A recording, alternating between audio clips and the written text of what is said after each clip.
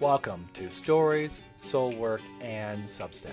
I'm John Ronaldo, joined by my co-host, Kaz in the World. Each episode we share real stories, honest conversations that connect us through creativity and truth. Before we begin, please remember our discussions are based on personal experiences and not a substitute for professional advice. Now let's dive in.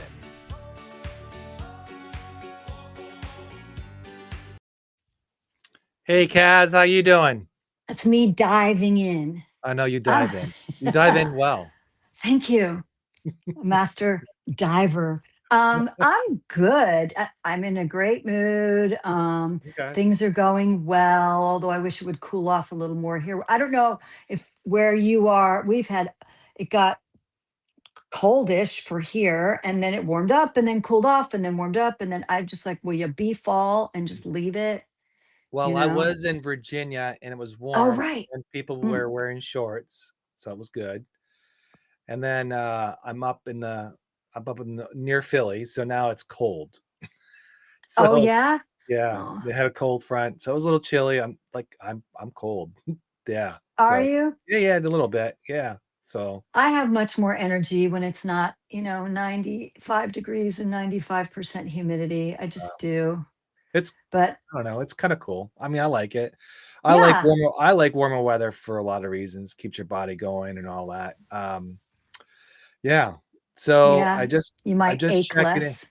Yeah, I'm just checking in, and Alexia, I think it's Alexia, and Jenny has joined us so far, so that's good. So Woohoo! let's talk about the week. How's things going on The the week? week. Yeah. Well, I told you last Sunday I got my next book to the publisher and I heard back from him. Everything was good. My designer just finished my cover today, got that to the publisher. Um, what else is happening? Well, we've got you and I have another Thanksgiving coming up next week, Yes, we our do. our second in 2 months, Uh, and yeah. I cooked for Canadian Thanksgiving. Yeah. There's no way I'm cooking for U.S. Thanksgiving, so we're going to eat Chinese. Me Oh, and my husband and my son and his girlfriend, and then who decided my that? Who decided eating that? Who decided Chinese food? who do you think? Okay. And everybody was cool with it because everybody loves Chinese. Okay. But and I make salad hors d'oeuvres reservations and I warm stuff from the fridge. My husband says I do cook, but more than 5 or 6 ingredients, and I get dizzy and lose consciousness. So I just never, my mom never instilled in me the joy of cooking. She didn't. She was quite OCD, and she didn't allow others in her kitchen. We could help make the table, and she was notoriously very anxious for holiday meals. So that was fun, Yeah. but goodness love her, rest in wherever you are. Hmm. But yeah, and Christmas will be, oh, there's two sides of the family. My son, his girlfriend, her mom, who I'm good friends with, and then my sister-in-law is coming from California, and my husband. So all six of us will have Christmas meal. And but yeah, that's all. Wow. Yep. That's My a lot. son's daughter is coming into town. No, my son's daughter. My husband's daughter is coming into town, my bonus daughter. And she's a renowned WNBA and college basketball referee. I mean, one of Oh, the wow. best there is. So she's got two games near us. So we're going to see that. I can't wait. I love live sports. I'm not too much for watching them on TV, but I love them live. So, Gotcha. and that's my week. What about you? It's been fun. Yeah, yeah. You use the word fun like I do. Yeah, that's Yeah. interesting, or that's fun. Yeah. I I mean, know we've been discussing that. it's been a busy week. We're working on a bunch of other projects on the side, and I'm looking forward to see if we can get those things materialized. That's our hope. And then from Indeed. there, we want to, I've been working on the show, been working on my writings, all that kind of stuff. That's been kind of like taking some time away. Mm, So working on those. Other than that, things are good. I had a busy weekend. Like I said, I drove down to Virginia, drove back up in 2 days. So it's down. mm. Didn't come home late last night till about 1 o'clock. Oh boy. Yeah, and then by the time you get settled in, is around 2. So yeah, but I did have an interesting week though on Substack. I think Saturday. Saturday, Yeah. I just Do had enough. tell. I had enough of the politics. I had Yeah. enough of the all those fascist comments and innuendos. And I just want just to let you know, everybody, I want this to be a friendly, free, fun like zone where we don't need to start. Politics is in our lives everywhere, and I don't have a problem talking about politics. I have no problem talking about historical content related to those type of events and all that. But I don't want to be drowned down every single day, and that was happening on my page every time I saw people. So I Oh boy. I posted that program alert, and someone even questioned the headline. Why would you say program alert? It doesn't match. And I was like, I was being sarcastic in some ways, but that's okay. Anyways, long story short, that was happening, and then I kind of just said, I said what I said, and I've got a bunch of trolls that came out and just started to put a bunch of stuff. No surprise here. And that's the thing. I mean, like you said, we are ensconced in politics all day, every day. It's all around us. I mean, I'm tired of it. Aren't you tired of it? it's exhausting, and I Right, try to keep as far away from it as humanly. I know what I need to know when I need to know it. right. That's all that matters to me. And the thing is there there needs to be some spaces that can be politic free. Like here, we don't focus on politics. That's not what we're doing here. That's We're about human focusing connection. That's what it human is. connection, our being, our spirit, our Artistic. soul. Our artistic. Art, Yeah, writing, yeah. yes, creativity. I mean, we creatives are not being supported in the way they need to be supported. And Right. things like the National Endowment for the Arts lost a bunch of funding for newer creatives or those that need a leg up. And so much of arts are being obliterated. And the thing is that I believe the arts and humanities are just important as core, as in schools, in elementary, middle school, junior high, high school, uni. It's just as important as your English, your math, your Mhm. science, history.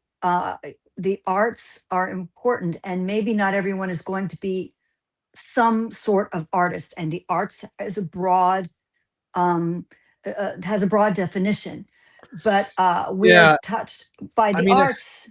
it's Hand-to-eye coordination for children. I right. mean, just helping children learn how to, Well, you it's know, just for me, it's just a peace of mind that I don't have to worry when I come it on Substack. is I don't have to worry about all that stuff. The now it's been infiltrated now. You can see it coming through, it's seeping through, but I quickly block people now. I don't have time for it. Don't want to deal with it. I don't want my algorithms to kind of go off in that world because once you get in that no, world, you can't get out of it. yeah, Uh, exactly. and it just hurts. It just we're just our families, our friends, We're everything's bombarded. We're totally yeah. bombarded. So yeah, but the benefit is that a lot of them came out and I blocked them all. So it's it served a purpose. Um, You're allowed for your Substack to look the way you want it to look, and to attract and collaborate and connect and communicate with the types of people that are drawn to your work. I feel the exact same way. And but what I call the big platforms, um, they can have that. They can yeah, have all of that chaos. And a just lot of people, I please was don't pollute it. discussing. Don't pollute this Substack because when Musically was first Yeah. started, it was a nice, gentle, fun family stuff. Our kids were doing a bunch of stuff. It was great. It was fun. And then TikTok took over, and then it just became polluted with politics. And it was just this jibber jabber. And yes, Mhm. I participated it back and forth, but I, it. I don't want to be our identity. It's not our identity. Exactly, exactly. Yeah, I do want not my want. I want my work. I want my what I do. I want all that to be my legacy, not my politics. And I don't care as long as whatever you're doing isn't hurting me, isn't, doesn't hurt yourself, but we can't control other Right. people. And, a lot of it is getting the good off of the backs of other people. And that's really, it's heartbreaking when, Yeah. but Substack, I see writers and people who have profiles here, they rise to the occasion and say, that's not here. Oh, we good. don't we Okay. don't want you, we don't want your rhetoric, your Yeah. garbage, we don't want it here. Right. So and they speak up, and I think that's wonderful, just like you're speaking up now. I think that's really important to keep it Right. growing, but not becoming a place where we're having to constantly bob and weave and all of that. Oh, exactly. So one other programming note that I'm going to put in, sometimes people ask me, we see you look away and all that. Well, I'm trying to also manage the communication on all the platforms. So that's one of the things. Um, And Another, the people that are chatting, the I can't chatting. see that since So you're in the control sometimes, room. sometimes I go into the back room and I kind of like maintain there. So that's what I'm kind of doing. So if anybody's asking the questions. The other thing I want to bring up is we have a lineup coming up for the rest of the year. We have Yeah. Lynn Broderick on next week. And we also have we had a reschedule this weekend. Susan Reed. Oh, Remember Sue Reed. Oh, Sue Reed, yeah. okay. Remember we had to reschedule her and for next week. So For the 22nd. yes. So we got her for next weekend. And The 22nd, this yeah, the coming Saturday. Saturday. Yeah. And Yes. then on Monday, we have Lynn. We're back to our normal programming. That's going to be a special program. And then Yes. on December 1st, we have Sarah. Sarah is Sarah Oler, is that yes, it? Yeah, okay. that's right. And she's kind of cool. Her background is about broadcasting, news, and all that kind of stuff. That's And, very cool. and she walked away and she gone into the world of, I think, writing and self discovery, things like that. And then our friend 100 Tomatoes coming back on the 8th. And then we have our friend Tracy Edwards comes on the 15th. And then we have our final show on the 22nd. For That the is year, for not the year. final. Yeah, for the year. For the And year, our wrap up. our wrap up, and then we'll be on vacation for 2 weeks, and we'll come Hiatus, back. yeah. Yeah, Mhm. we'll be back in next year. And the reason why we do that is because we're preparing for the next season. We want to make sure that we're ready for you, for everybody, and everything else like that. And So we're booked through until February, so yes, that's really cool. But we yes, also need time to enjoy the season yeah, and to refresh our batteries, because you do copious amounts of work on the show. I do a lot of work on the show, so it's yeah. natural that we take a break, and then people can have something to look forward to. So yeah, that's basically it for our programming for the next couple months. And our Yay! guest today is Destiny. She actually did something for me. She actually did the audio for this book. I don't know if you guys can see. It's the Oh Quiet yeah, Destiny Miracle. Curtis. Oh, Yeah, for yeah. she did this. So she's coming to come on here shortly. We'll bring her in. And the cool thing about her, I met her through ACX. Is that right? That's how you say that? ACX, yeah. ACX. Not So I met her AXC, through. ACX, yeah. So through there, what you do is you throw it out there, and then whoever bids on on your book, they'll start producing it for you. And she was one. I really liked her voice because it was sincere. And the cool thing is, we're both in the area of where we live in the Philadelphia area. Oh, So she oh was, wow. yeah. So it was kind of cool. But so we're gonna bring her in.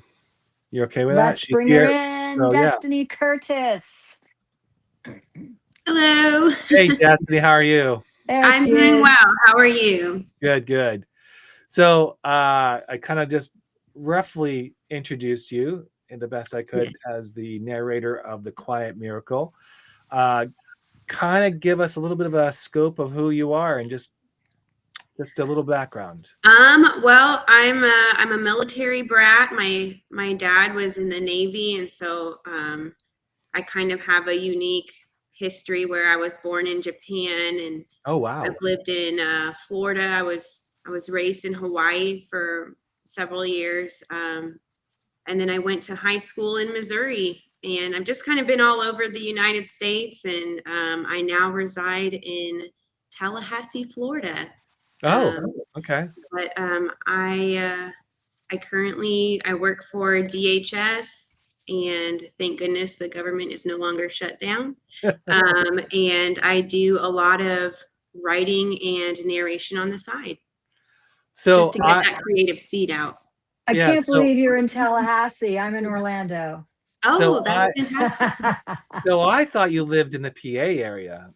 I My don't know. sister does. My Oh, sister, okay. That's okay. she lives in Gotcha. Philadelphia. Yeah. Yeah. Okay. Because I was like, I wonder where the connection was for me. So okay, Yes. good. I'm glad we Yes. clarified that. I have a lot of family in that area. Yes. Yeah. I Okay. am a Steelers fan. Steelers fan. Yeah. Yeah, we're sorry. Oh no. Don't be sorry. I love them. My husband is retired Navy. Oh, So your dad was in the Navy too. So that's yes. cool. Yes. And Yes. he was in Hawaii and Guam and Florida and Texas and all over the place. That Yeah. that's it's such a commendable thing. I know I don't think I could do it myself, but you know, he was stationed at Pearl Harbor. I think we were there for Mm. about 8 years. And he retired after 21 years in E7. Oh Yeah, wow. he did very well, yes. And he now does IT. So Oh, good for him. yes. That's good. So Japan. So how was it like living in Japan? I don't remember Japan. We Oh, moved out when I was 2. Um, Mm. but my dad said that I really enjoyed. So I guess the walls of the inside of the houses were made with this really thin paper, and I just really like to punch through that paper. So that's really are I you? don't have any memories of it, but he will bring that up every chance he gets. So you're an So aggressive child then? I guess I just really thought it was super fun to just whack a hole in the wall. You're playing whack-a-mole. You were Yes. playing whack-a-mole. That was. I wonder if it Uh, was one of those tall, thin. I don't know if you've seen them because space, especially in Tokyo, is so at a premium that they'll Mhm. have these houses that are just as wide as a driveway and they go up. And then they've got like 4 levels of stairs and you live in between that. And I, I don't know. It was in the 80s, so okay, it's it's been I just turned 40 on the 7th. So it's been a little bit. congrats. Thank Happy you, birthday. thank you. But I don't know. All I know is that he'll tell that story on Thanksgiving probably. He likes to bring that one up for sure. Well, you'll so, have to record him when he does it and then send it Yeah, to us. I'll definitely do that. so tell us a little bit this journey. Like, so you did the Quiet Miracle. First off, Yes. you obviously did the read and all that. Um, I was kind of explaining how that process works, where a writer will post something on ACX. Is that right? I Mhm. think. And then from there, we have a bunch of bidders come in and talk, or a bunch of other voiceovers will come in and start asking if they can, they'll start making a little bit of a read. And maybe just kind of like, what's your experience from that end? From a writer end, I don't see your end. So how does that Sure. work on your end? So ACX is very user friendly. I went in and made a profile, and on my profile, I just narrated some little snippets, some samples, actually of my own writing, and put them up there. And then you can try to find a project, and you can customize it to specifically what you're looking for. You can filter out things that you're not looking for, certain genres, and go from there. And then normally what'll happen is if there's a title that catches your eye or something, you can click on it and look at the audition script and make a sample for that writer specifically using their audition script and submit that and see if you get a bite. And how's that been going? Like, are you seeing are you submitting a lot of requests, or how does that? I do. I think I probably average about 10% of my auditions end up going into contract and Wow. getting completed. And then I've also had a couple of people just reach out to me because they've happened upon my profile and liked the samples. So there were a couple that I didn't audition for, but they reached out to me. And so that was really exciting because, like I said, the samples are from my own writing. So I like that they like it. But yeah, it's definitely an interesting experience, one that I really enjoy. And like I said, it's very, very user friendly. So beginners, I'm definitely what I would consider a beginner. It's easy to use, and I plan on doing it for a long time. Do you have an in-home studio that you've put together? So I have my sound studio, which is my closet. Oh yeah, So those are the best. Those whenever, are absolutely the yes, I'll best. tell the Absolutely the girls, best. I have 3 kids, and I'll say, "Hey, I'm going to my sound studio," and they're like, "All right, mom, bye." And it's just going to my closet, but Yep. it's great. I love it. I love it. So And why is it the best? Why is it the best area to do that? the clothes will absorb sound. Oh, So, and it's normally there's no windows in a closet. So it's the best soundproof room that you can usually find. okay. So, and then I've soundproofed it a little bit more as well. I put some stuff on the walls and on the floor, and yeah. So the It closet is, is number yeah, it's one. truly the best. I've done about 75 voiceovers myself, but mostly commercials.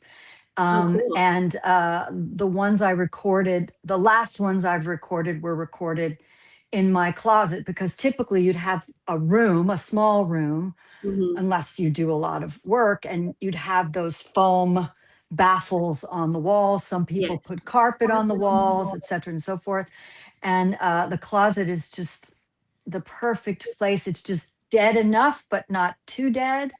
Because Hmm. you have a live room where things bounce around. That's a live room, and you hear it's kind of like echo. And then you have a dead room where it's just flat, and it's not either. It's just really in the pocket. So good for you. And was that recommended to you, or you just figured it out?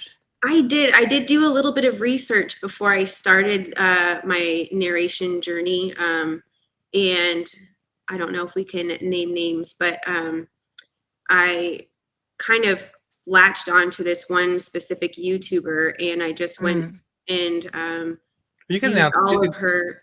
Okay, doesn't it's matter. Yeah. voiceover Angela. Okay. I watched all of her videos. She does a lot of recommendations, especially for newcomers, and I really felt like her information was very useful. And yeah, I Nice. did. She recommended to just kind of get your feet wet. Don't do so much research that's all you're ever doing. So I took that advice, and I went in and really went in not knowing a whole lot, but it was just enough to kind of get myself in the door. And I got a contract right away, which I was very grateful for. And then I had to figure out what I was doing after that. So yes, I really appreciate that she said that. So What You know equipment the. are you recording on? I have a laptop computer, a noise canceling microphone, Hmm. and some headphones. And I That's all used you need. Adobe Audition for my software. Highly recommend that. It's also Hmm. very user friendly. Hmm. It's very easy to learn. Hmm. Good choices. Thank you. So what got you in there? Like, I don't think we talked about it. Maybe we did, but how did you start to think that this is what you wanted to do, or was this just something you came upon? Like, I've always had a creative side. I've done a lot of writing in my life, from high school all the way up until now. I felt very compelled to write. Um, I also did a lot of acting when I was younger. oh, Nothing professional, but I did a lot of theater arts. and really enjoyed that. I've always just had this creative side that I need to nurture. And a few months ago, I saw a coworker just reading a book, and I just thought to myself, I wonder what narration is like, because a lot of times when we are at work, it's not something that we're able to do is just pick up a book, and it would be a lot easier to be able to just listen to it. And it just kind of, I get down the rabbit hole sometimes. I do a lot of internal thinking, and I just wanted to research it and see what it was about. And that's when I found VoiceOver Angela. I started looking into her videos, and I realized it was not only kind of a simple thing to do, but pretty inexpensive to start. And I felt like it would nurture that creative side of me that I just need to get out there sometimes. And that's really what started me on this journey, was just looking at my coworker reading a book and then just going down that mental rabbit hole. Did you find Jim? I'm just kidding. There's a TikTok trend where the guy goes, I went down the rabbit hole and Jim is there. Jim was there. Who is Jim? I don't know. I don't know who Jim is. Someone you find. Not Mike, not Jeff, Jim. Jim. Okay.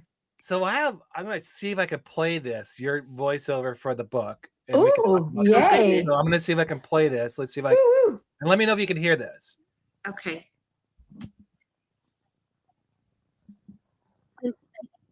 Not yet.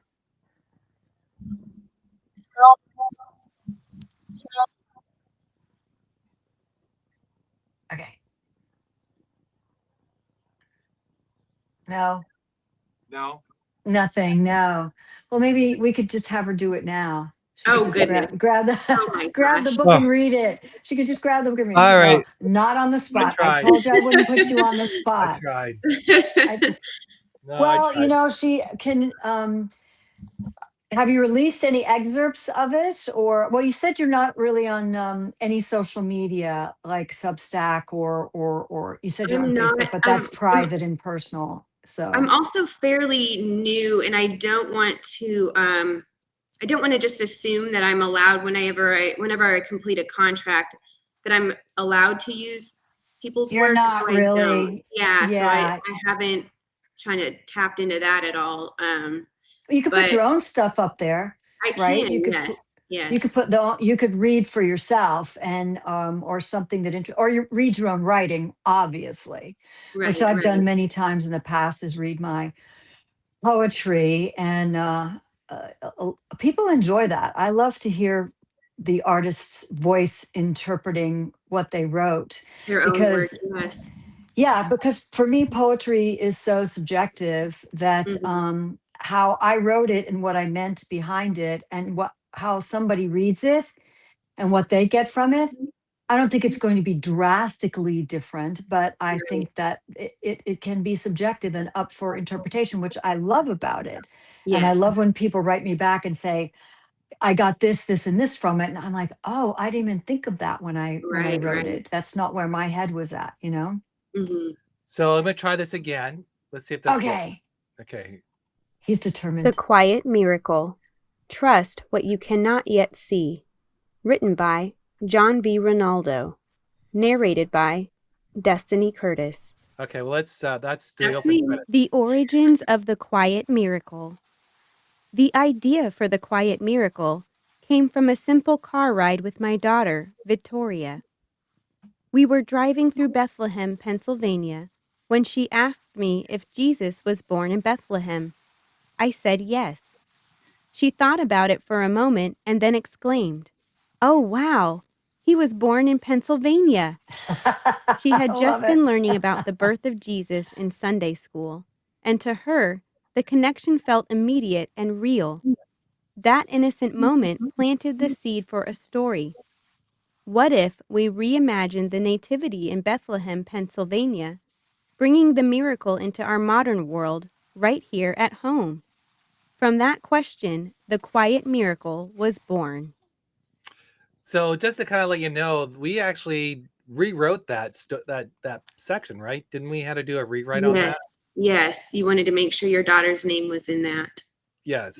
So we Ah, so yeah, we did a couple of rewrites, and Destiny was very so that's the collaboration you work with. So I know we do a lot of collaboration on Substack, but that's the collaboration you do on a contract like this where you kind of like work together. And I do appreciate you doing that. That was Oh, huge. of Yeah. course. Um, so, but that was basically the you us working together. And what was one of the things you liked about the book? Like, let's talk about the book because that's what people are buying these days. So I was immediately drawn to it when I did the audition piece. I really liked the idea of a modern day Mary and Joseph. And I felt like it was really well written. Just that little snippet that I did was when um, Joseph was going into his car. I think he had just found out that Mary was pregnant and he knew it wasn't his, and he was trying to kind of cope with that and process everything. And I felt it was written really well. And I just, I've got 3 kids of my own, and I feel like sometimes it's easy to be disconnected to, religion or the Bible or whatever you want to believe in, and to kind of make it more modern and make the cog spin and get them thinking about it and engaged is just phenomenal. And so I really, really felt urged to audition for this. Oh, cool. Thank you. Yeah, that was the origin of that came from obviously from my daughter. And then when I was writing it, I was like, I actually wrote it before last year, and it didn't come out the way I wanted to. So when I was actually looking in August, I was like thinking to myself, okay, I got to write something for Christmas because I usually write a story for Christmas. And I looked at that story again, and I was like, how do I rewrite this? And then that's it. So it went probably a whole total revision, total rewrite from last year, completely different. And I really liked the outcome on this one. And I loved your voice in it. It was really good. I thought it was, you know, sweet and innocent because that's what the book's about, the sweet and innocence of life. And and I still chuckle about the 3 truck drivers. Oh yes, and how they just kind of went in and watched. Like somehow or another, I put that all together. I was like, oh, Right, that's pretty cool. Yeah. Yes. Yeah. So that's cool. So thank you for that. So that sort of, so in our relationship from the writer's side, what we do is we submit additions for you guys to write. We tell you what's going on, what's our marketing plan. Because after that happens, we have to start marketing it and so forth. And one of the things I do is I in my profile I said I have Substack, I have X, I have this and this, and this is where I'll start throwing things to help market the book. Mm-hmm. And then that's what I do. In the past, though, people who read the books never really promoted per se. Right. And it was pretty hard to kind of get things going. Not that they weren't good. It was just like I did all the marketing and I did all the advertising and all that, which is my book. I want to make money off of it and get it out there. So I'll do that. So in your experience, how's that working with you on certain creators out there? Are they fully telling you that they're going to handle all the marketing, or they're expecting half and half? What's the mix? It's not really discussed much. It's kind of a fend for yourself type of thing. Once the book is narrated or the piece is narrated, at that point you submit it. The contract is through. No one has really asked me how or what my ideas would be for marketing or how I would intend to do that. Except for you. I know that you had asked me to share the link. Yeah. And I am That's fairly not new to standard. narrating. Yes. John's a different animal. That's not, it's usually you're the artist. You make the product and then they tell you to go away. You're done. You take your paycheck and that's it typically. Yeah. Yeah. because they don't want anyone else involved in their project, because they like to be completely and totally hands-on. And It's their what baby. yeah, I mean, the talent certainly can say, or does say, I just did a narration for this Mhm. book for this person, and I feel really good about it. Please check it out. You know, for me and for the author. So that's, I mean, I think that's the most I've ever seen a lot of talent really be involved. But yeah, it's just to talk themselves and their project up, Mm. you Yeah. know. I have no experience in narration. I only did commercials. So once you're in the booth, you record, you leave, your check is in the mail. And that's it. And then it's shown wherever. Yeah. Yeah. That's No. very similar with narration as well. Yeah. Yeah. Yeah. So, what do you write about? Is it poetry or is it stories? What Um, is your genre? I grew up on Stephen King and Dean Koontz. I tend to Oh, veer more towards the The gory stuff? psychological thriller Okay. slash I horror I genre. love it. A Um, woman horror writer. It's about dang yeah, time. Other than I just Anne Rice, yeah. that's So near how and does dear to my and you heart. narrated my book? I know. Well, I'm not, I'm multifaceted. There Like, you go. There you Jesus go. Yes, is not the same.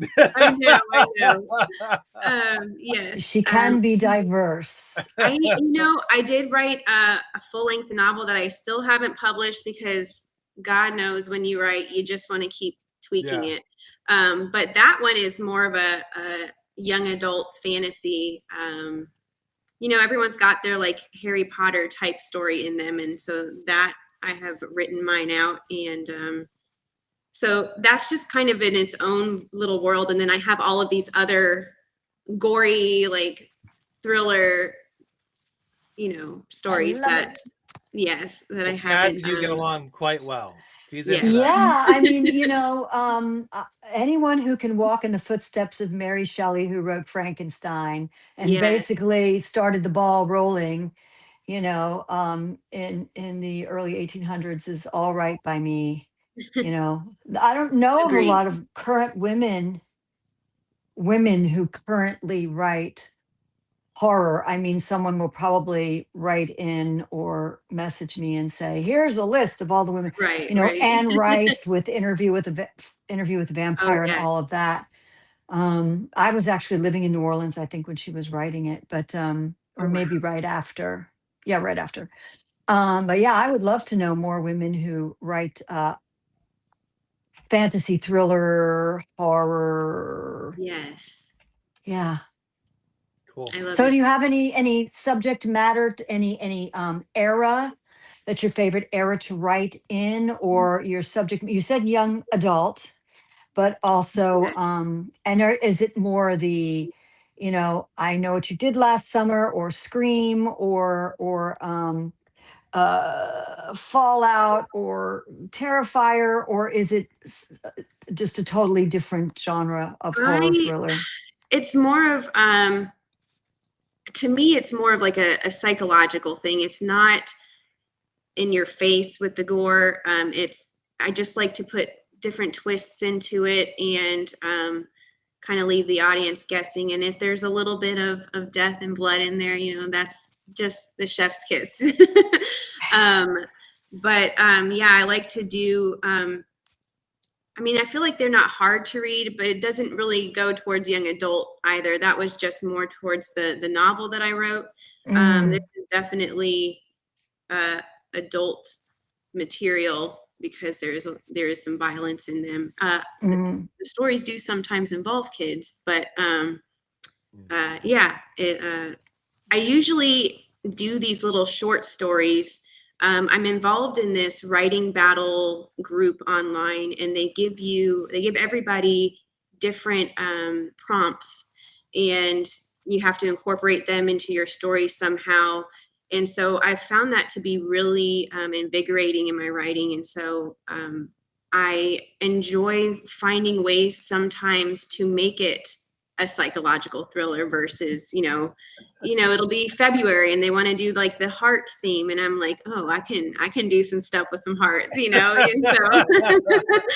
And so some of my stories, they're very well received. And then some of them are like, this isn't really the theme that we were going for, So, but hey, I'll use I it like to somewhere write. else. Yes. Use it somewhere else, right? And You're trying I to flip think the that script. what I'll end up doing is taking all these short stories that I've written and just put them into a big book and just publish that.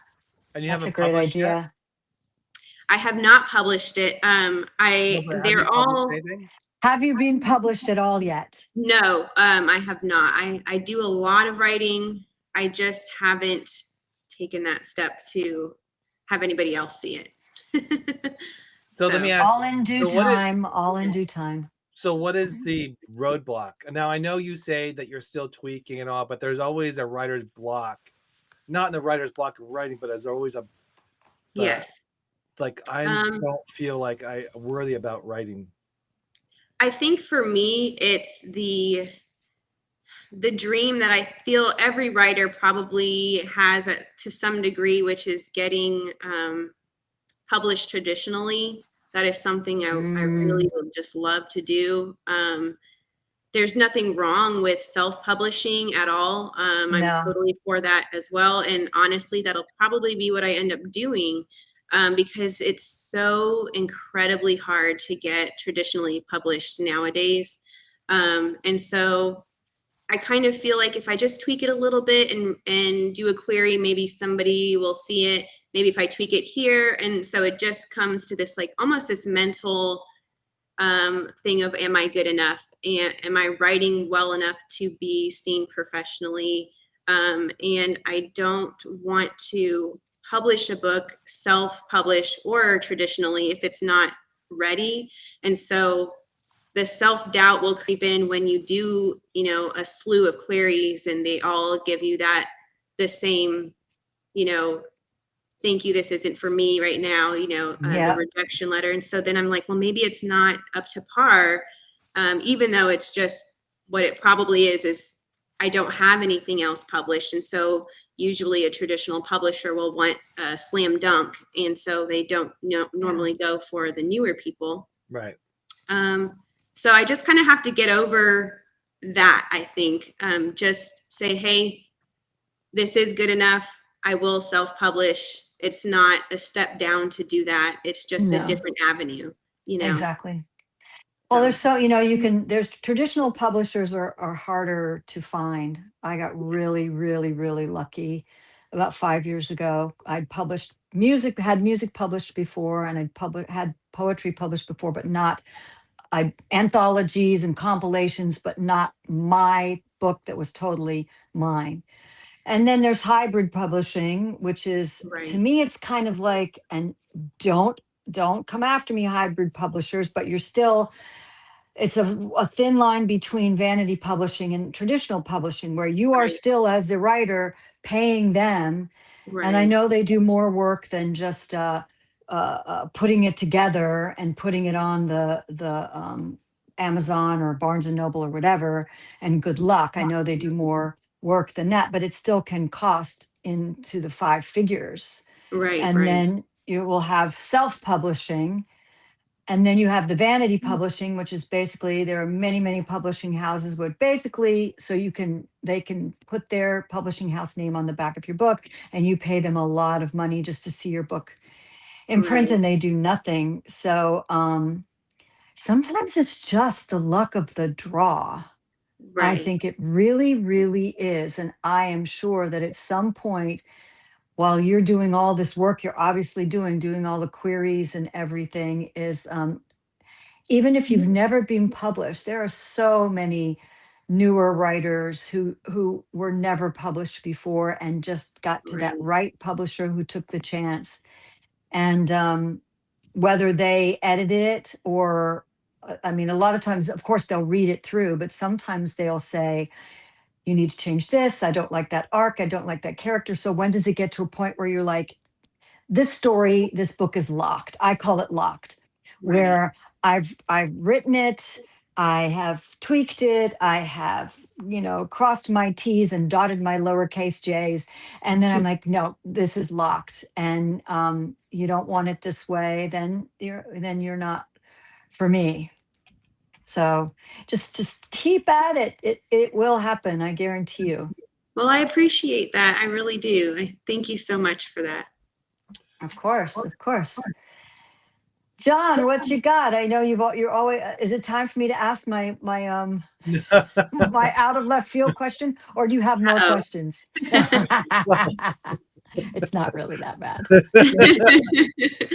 No, I was just sitting there thinking about the challenge of writing and the end of publication and trying to get that out there. And I was trying to think about my time and how my first 2 books I published were not my best, and I keep thinking I should go back and rewrite them, like I've done The Quiet Miracle, because I think I'm a better writer now than I was back then. And I published it knowing it wasn't. I know publishing it. I published it because that was the best I could do at the time, Mm-hmm. and it wasn't something that was a reflection of who I was. It was just me taking a chance and just saying I'm going to publish it. Now, I mean, I sold a few copies here, probably to family and friends, blah blah blah, and probably other people bought it as it's set there, and they're still on my Amazon list.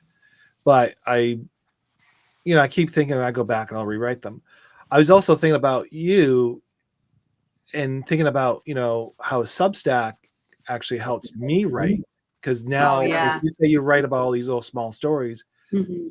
and all my stories after those 2 books really originated on Substack, and it became small short stories, and then it became a series, and then I would take them and I would actually create a book out of them, and that's how I do it. I don't know how comfortable, but then the audience actually helped me write the book too. They would say, wow. they would give me insights and things like that.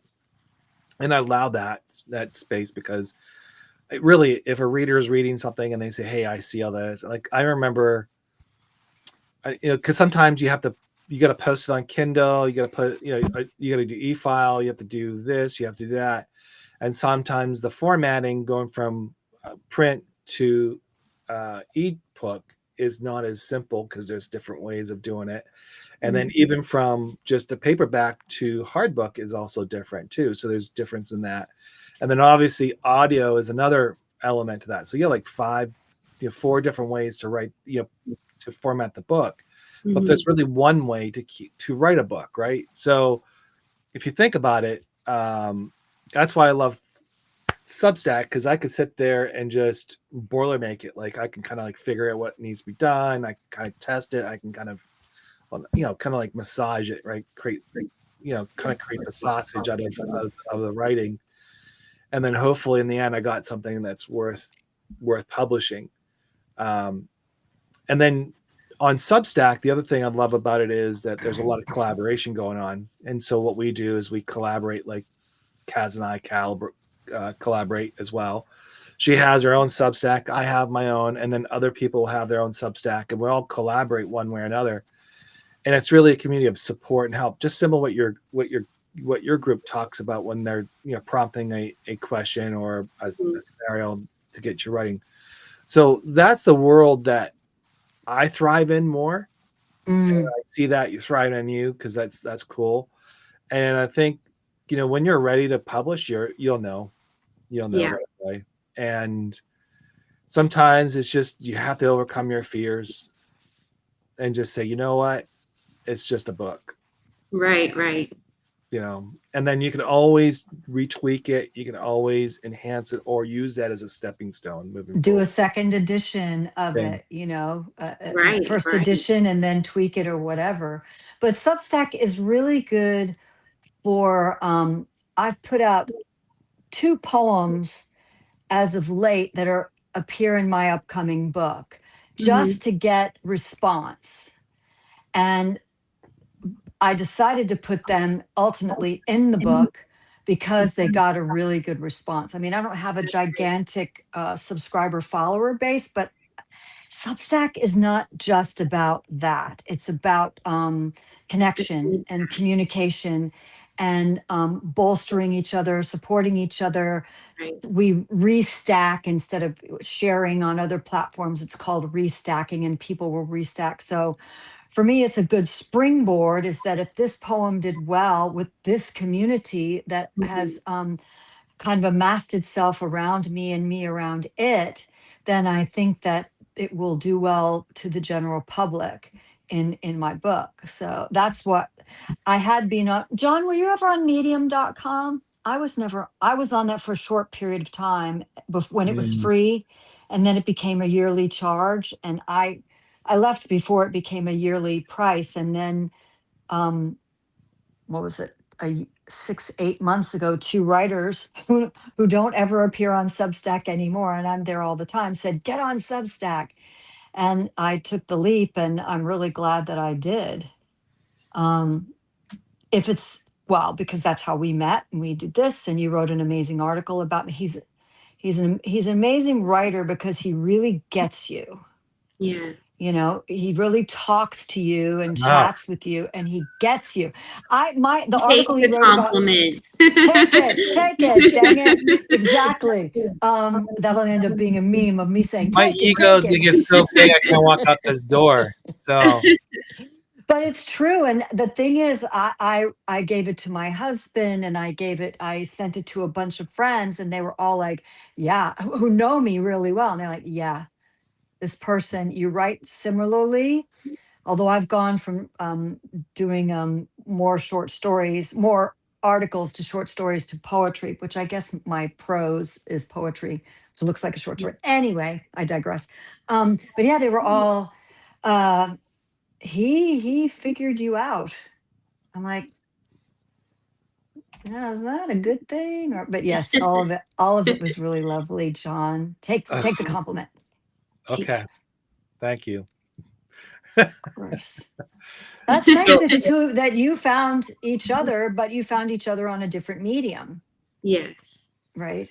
yeah, and like from my standpoint, when I submit stuff, it's not as I don't know who the other person is. They're just like it's just a voice, and we don't talk on the phone. It's all through a message, and we're trying to figure things out. And sometimes people jump on an email because it's much easier to touch base because of it.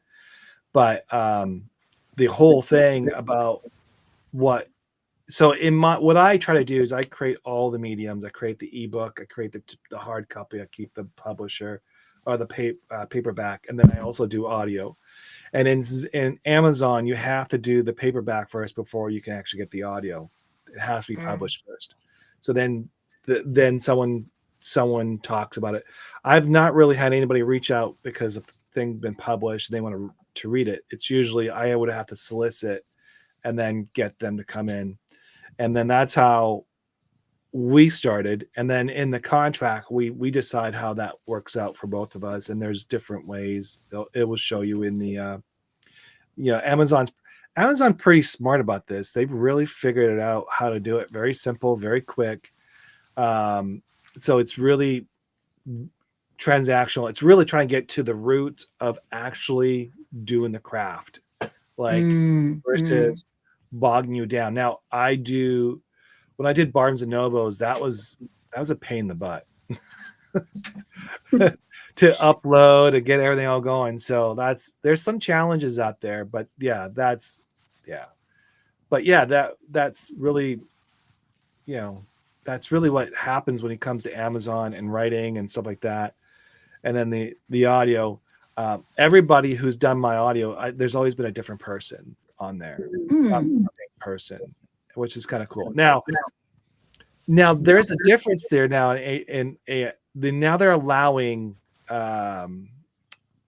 AI to read people's books. How do you feel about that? Oh, Yeah. There's an option there. I didn't know that. I feel like they had me sign some sort of thing that confirmed I was not AI. Although I have had somebody cancel my project because they thought I was AI. So Oh, we did cancel because of that. Interesting. Yeah, It's so obvious though. AI, when you listen to voiceovers on videos on YouTube or someone right. narrating, I mean, not someone, something narrating, to me, it's still incredibly obvious that it's AI and that people let it go because there are mispronunciations. The timing is just Mhm. not great. Right. The timbre of the voice or just the way that it is interpreting the material is Yeah, sorely lacking from the human touch. I I agree with that. fully believe.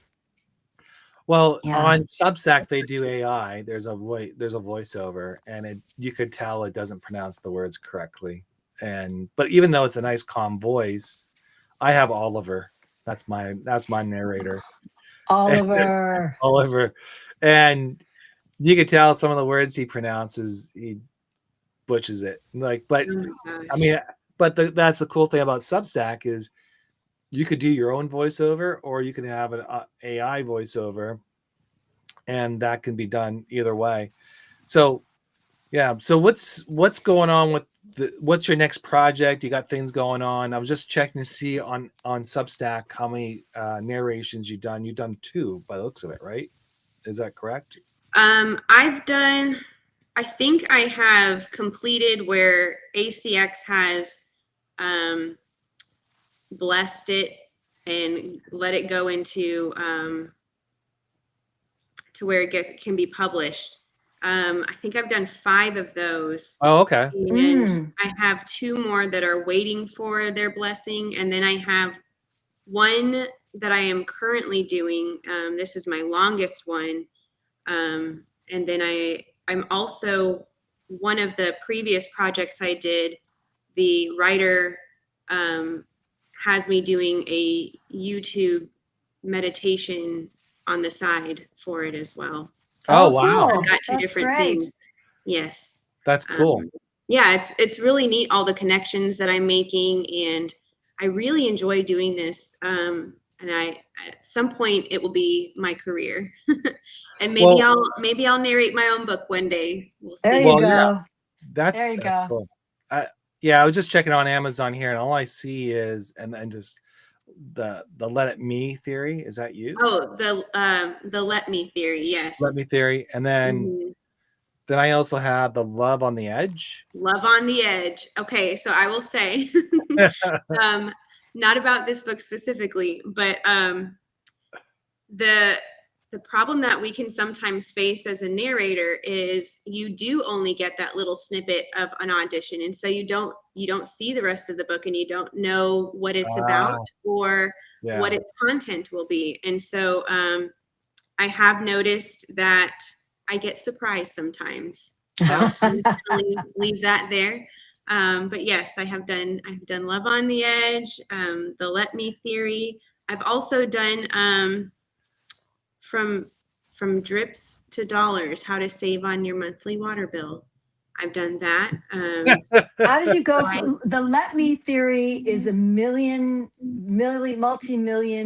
bestseller written by Mel Robbins. I mean, when you got that project, were you hired by Mel Robbins' company or um, so you the know the nothing? You know author nothing. for this one, it might be a different, Yeah, this is it's Amelia Hart. Amelia Oh, Hart. okay. Yeah, because the let me theory, Mel Robbins wrote was huge in like 143 countries. And I was like, you did let me theory, you started at the top. Oh my God. No, I'm still very humble. Yes. No, this No, one's called Let Me Theory: Unlocking the Courage to Live Life and on Your Terms. Ah, yes, okay. yes. There you Live go. life on your terms. On Yeah. your terms. So All right, go it's ahead. coming. My Uh-oh. question's coming. Okay, I'm ready. It's not, I've built it up so much, and you're gonna go, is that it? Really? Okay. Have you done many interviews? Have you done many podcasts? No, this is my first one. Oh, well, then this might not even be be relevant for Oh her. no. No, he's shaking his head. You got to come up with a Yeah. new one then. Please hold. Oh no. She got stumped. Talk amongst yourselves. Talk amongst Get a yourselves. sip of No. wine. Well, I could ask her what her favorite spoon is, but come on. I mean, I have a favorite spoon. And actually, one of our upcoming and when I asked the question, John did exactly what he's doing now. He rubbed his face with his hands. And I was shooting in my kitchen, and I was looking through the drawer, and a teaspoon, for tea, the one with the long Mhm. handle. Yes, So we have yes. another guest coming up who said she has a favorite spoon. And Oh, so it wasn't such a stupid question, John. You know, I um, do fight my fiance sometimes because he has his favorites, which are the bigger ones, and I like the little spoons. And so, ah, if he tries to, like, make dinner and give me a big spoon, I'm like, "What are you doing? What are you like doing?" making you eat all of dinner with a soup spoon, one Yeah, of I, those I big, don't need all that. I that's, don't yeah. have that big of a mouth. See, You know, it's really? a So why do you relevant, like the smaller spoon? they just fit me more, fit my personality. Okay. I Gotcha. don't see, need a there whole you lot go. on a spoon, just a Yeah, little yeah, bit, and then yeah, okay. All right. Well, my that Every spoon will every last worked. longer. I mean, I can look to find another question that's a bit more esoteric, but carry on, talk amongst yourselves. So what's Um, what's what other than your projects and all that? What is Mhm. like where can people see your writings, or is there a way to find your writings out? I do put them online, but you have to be I think you have to be an active member to be able to see them.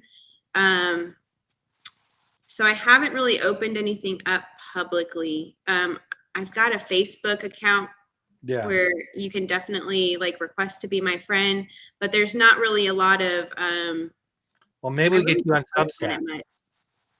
Yeah, I could definitely. ah, I need to be making. That's probably the next step that I need to be taking because I am getting a decent amount of traffic and narration opportunities. So it'd probably be a good idea to create something to have a platform to Well, guide. you'll have 2 subscribers right away. Oh, yes, Yeah. well, thank you. of Yeah. And then course. y'all will get one Well as then well. You get and me. th- and then you have to earn it. Right. No pressure. Right. None whatsoever. I'm No just kidding. pressure. No pressure. Do you have any questions for us, or what has is there anything you think that we And are? don't ask what's in a hot dog because we have no idea. I would like to know because for me, writing, like I said, like ever since I can remember, just being in middle school, high school, it's always just been this core part of me, and I always feel compelled to write, even when I don't have a lot of other things going on, or if I do have a lot of things going on, I still have that just innate need to write. And I just wonder how that is for you guys. Is that a similar feeling, or is it something that you have this idea, and at that point you need to get it down on paper, or how does that work for you guys? Uh, Kaz? okay. I know it's Jo- not a Jo- spoon question, but no, it's an absolutely fabulous question. I think John and you discussed this recently Yeah. offline. I am one of those people that's just inspired all day, every day. I have little bits of paper. I have notes in my phone is crammed with notes. I've written down on, like paper towels. Mhm. I've had this process forever. And I was always told, sit down at the computer and stare at the blank page and just let it flow. And that is the most restrictive thing for Yes, me. It's yes. extremely restrictive. But everybody was instructing that this is the way. And I mean, I've been writing professionally. I was published the first time when I was 14. I'm really, really lucky. And so people telling me this is really the way for a real author, a real writer, a real poet to write. And I'm like, well, there must be something wrong with me because I just cannot do it that way. And then Yeah. someone told me, who was very familiar with my dilemma, that that's the way that Hemingway would write. He would all of a sudden get inspiration and then sit down at his desk for days and days and hours on end. I think, John, you Yes. said with his whiskey or something, but Oh, no. he had to be inspired and he couldn't just sit and stare at his typewriter. So I felt like, I mean, I'm certainly not Hemingway, but I felt like I was in very good company and it gave me permission to be myself, as it were. I don't need permission, but it was an unsaid permission that I gave myself to be exactly, to write the way I wanted to. That's great, because it sounds like you were given those parameters, and it's just, everybody translates differently, like from what's in their brain to outside. And so I'm glad you were given that permission, whether it be from you or somebody saying, hey, it is okay to do that. And then you're like, oh, yes, it is. Thank you. I do a lot It of was, that as well, because I'm almost never at my computer unless I'm narrating. So a lot of my ideas come from random things, just really random, just like my um, inquiry to narrating, just really random. And then I don't know how my brain works, honestly. But that is good. I'm so glad that you did get that mentor, that somebody said, hey, it's okay to be different. So Yeah, I think writing, yes, we all like we fumble into it in some ways. I mean mhm. that in we I guess stumble more of a, into it. Yeah, yeah, we yeah. kind of fumble into it in the sense that we start something and the process kind of goes, obviously my process is completely different than all of yours because Mhm. I do voice into the notes and I'll start talking into the notes and that's how I'll start generate some stuff. Sometimes um, a picture will inspire me. Yes, even an Mm. AI picture will inspire me. Oh, we'll talk about that Oh later. my goodness. We're going to talk about that later. I So, mean, that's not a or, bad thing, but we or a we have a picture, bone to pick. or a picture, or whatever. And then what I'll do is I'll sit down and I'll write a few sentences, and I'll just kind of like figure out what I want to say. Or there might be a quote that I hear, and I kind of like just do something like that, and I allow this to kind of like um I Simmer. just simmer and process. And then what I love about notes, or what I love about Substack now, when I started there, I talk about the dinosaur days. They didn't have notes, they didn't have podcasts, they didn't have video. It was always you had to get your own people. So that's the old days of Substack. Now you have notes. And so what I do on notes is, because I'm considered a positive pen, that's my pen name on there. So I'm always thinking about positive things. That's what the stories I write. And so I try to write positive notes all day long to help Mm. somebody. But that also helps me to be always in tune to my spiritual stuff or to my creativity, it keeps me going. And then through those moments, I might pick something and I was like, oh, that hit a nerve. Let's dive into that and let's start having a question. So like the other one was it last week was perception. Mm. And I wrote Right. about perception. And people thought, well, and some people had different things. And then Kaz and I were talking about that. Mhm. And the perception was, everybody has their own viewpoint. And it's the same thing in writing. We all have our own ways of doing things. That's our Right. feelings, that's our perception. But I think when you're writing, and this is like sometimes you just got to say that's enough and just release it and let it go. And just Agreed. but then but the beauty of writing, you can always have a chance to rewrite it. That's Like true. you might go back 6 months from now and you say, geez, I didn't really like how that landed. Let me just fix this, or let me fix that. And then that usually changes. Mhm. Kaz is a little different. Once she publishes, that's it. It's done. It's It's gone. It's locked. I forever. never look back. Yeah. For me, I look back because I always think there's an opportunity for improvement. Mhm. And then then I try to look at it from that point, or I'll rewrite the story in a different way because Mhm. I think there's a different take on it. So I write in a sense of what inspires me, and then I'll sit down and I'll write out those stories. And then that's how I do it. And then the other thing is I'll write notes and stuff like that just to help me creatively think things through. So I don't think there's a formula per se. I don't think there's a winning success. It's just, it is what it is. Like, you write because you want to write. That's it. I always believe there's two type of people. There's the ones that have to, and there's the ones that want to. So the ones that have to is a force. You have to force yourself to do that. If you want to do it, you will find a way to do it. So there's two different ways. Yeah. I don't know if that helps, but yeah. And anybody who can sit down at their computer and in, a few weeks, bang out a novel, and it's wonderful, and has that discipline. Well, not that we're not disciplined. We're just disciplined in it. I'm just disciplined in a different way, but has that Have that kind talent. of routine Yes. that works for them. Yes. Right.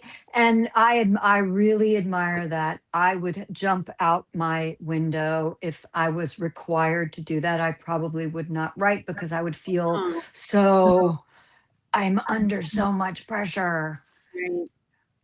Yeah. So, I mean, did you hear about Stephen King? This is so cool.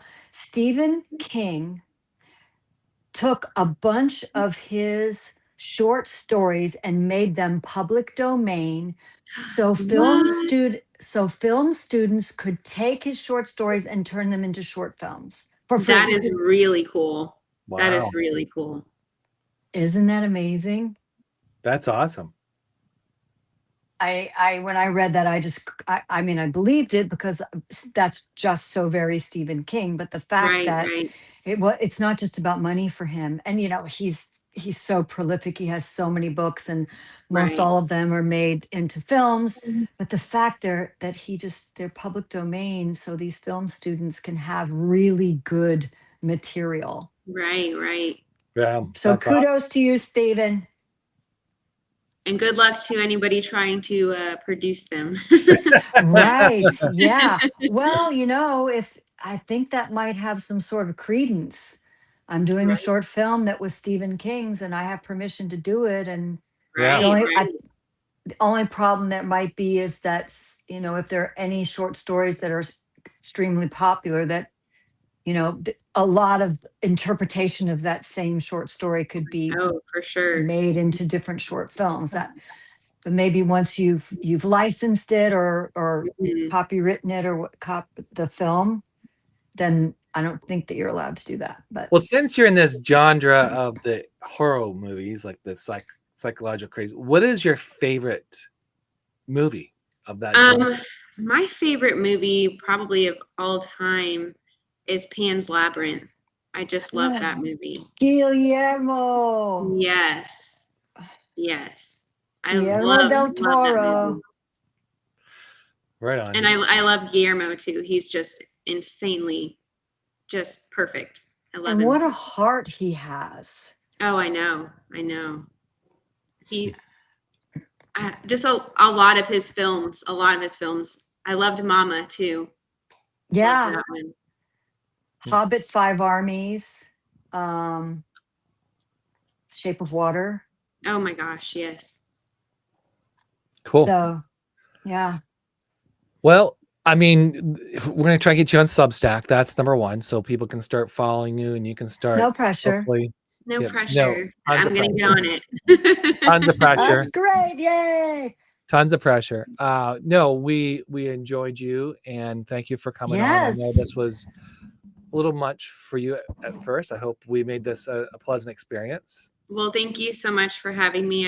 It was definitely a new experience and I enjoyed it and y'all made it as easy as possible. So thank you very much. And we were the first to catapult her. Yes. Thank you.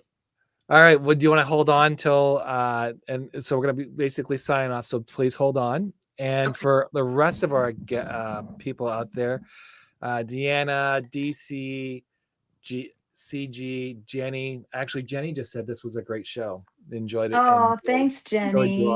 Yeah. And so we've had a lot of people on here talking, so that's been good. So we appreciate all that. And if And anyone else is wanting to go into voiceovers, this was a really good primer for yeah. them too. So thank you Yes. for that. Yes. All right. Well, thank you. And we'll see you on the other side. Okay. Thank you for having me. Thanks for listening to Stories, Soulwork, and Substack. We're so glad you're here. If today's story made you think, smile, or feel something, share it with someone who needs a little light. You can find us anywhere you love to listen on YouTube, Rumble, Spotify, Apple Podcasts, and other streaming platforms. And don't forget to subscribe to Kaz and John's Substack for updates, behind-the-scene notes, and upcoming guests.